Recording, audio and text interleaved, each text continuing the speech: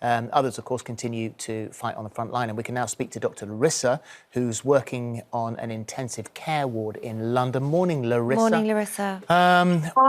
Wow, you are right. You are right on the front line. How busy is the hospital that you're working in?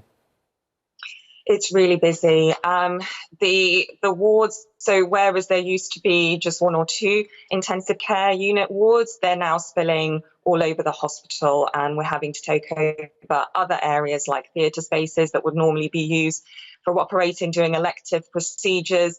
Now all of that's gone, and the whole focus is really on just treating COVID positive patients. So the ward that I'm on, every single patient has COVID, and every single patient has multi-organ failure of some sort. So it's deeply, deeply harrowing. And there are lots of people, in particular within South London, which is where I'm based.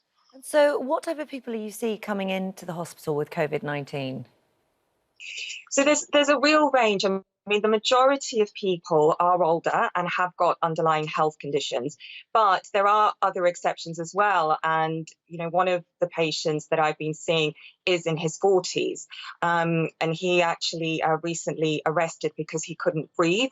So it's, you know, this is a lean, strong, muscular man that you would never suspect, you know, at any other normal circumstances, succumbing to this kind of disease, but people really are. And it's making you realize just how all these things we normally take for granted, so things like feeding, breathing, our blood circulating around our bodies, clearing toxins, sleeping, all of those things, they cannot normally be done with when COVID gets a hold in such a strong way. And so we need ventilators, we're using machines, we're using cannulas, we're using all sorts of equipment and drugs to support these very basic functions in people that they just can't do anymore. And it's a real wake-up call. Your speciality is fertility, and that's why you've come on the show a number of times. You've volunteered to be there on the front line. You lost 4 patients in front of you yesterday. How are you bearing up? How are the rest of the staff bearing up?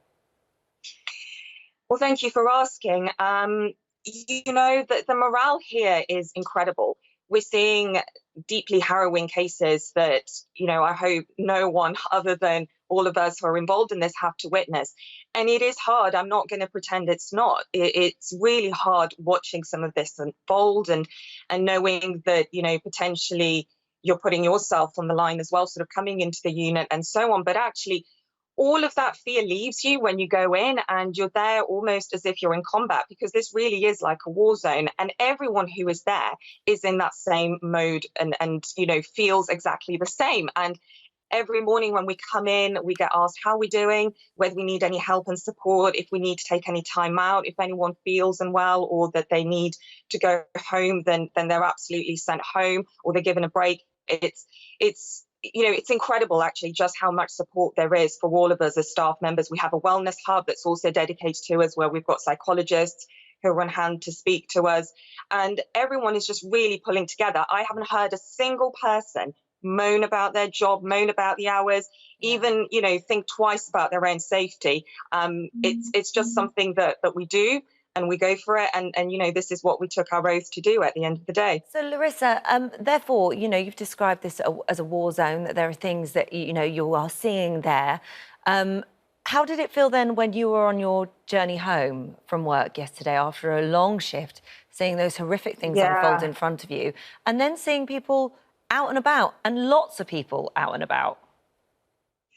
You know, it's something that really, I'll be honest, really angered me, Holly. I was supposed to be doing a news broadcast yesterday, and I couldn't get home in time, and I had to do it from my car. And it was because there was so much traffic on the road. It was unbelievable, and so many people walking around. And it makes me so cross to see that, because on the one hand, yes, I can understand people are getting bored at homes, and the self-isolation is not something anyone wants to do. But at the end of the day, you're being asked to just stay at home. And that is it. You can do whatever else you want at home, but we can't do that. We have to come in. All these doctors and nurses are going to be working through Easter. They have no choice. And the consequence of someone's irresponsible behaviour, you know, taking that car trip they don't need to make, going out when they don't need to go out, is that someone will end up in ITU, potentially losing their life.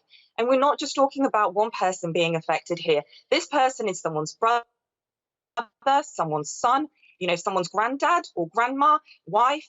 and there are huge consequences to these families. So I just beg everyone to please, please consider what they're doing, because I don't really know what more we can say on the front line to convince you just how bad this is and how much people are struggling and how much we're trying to cure the situation. But we don't have a vaccine yet. So the only cure literally is self-isolation and distancing. And if you can do it, please, please, I beg you to do it and just consider what's going on in the NHS. Thank you, Larisa. Oh, Larisa, look after please give yourself. our love to the rest of the team there. We're very proud of you, Larisa. I will. We really are. You are so representing proud. the teams up and down the country who are trying to keep us safe, keep us well, keep us alive. Thank you, guys. But you know what? All of us will say we're just doing our jobs. This is, at the end of the day, what we, were built to do. We're now in this war zone. We have to get through it together. And if people, like us, don't go out and fight this fight, what hope is there? So we're going to get through it. I know we will. It'll just take a bit of time. So Thank you, Larisa. Take care. Thank you. Thank Thank you. Bye. Bye now.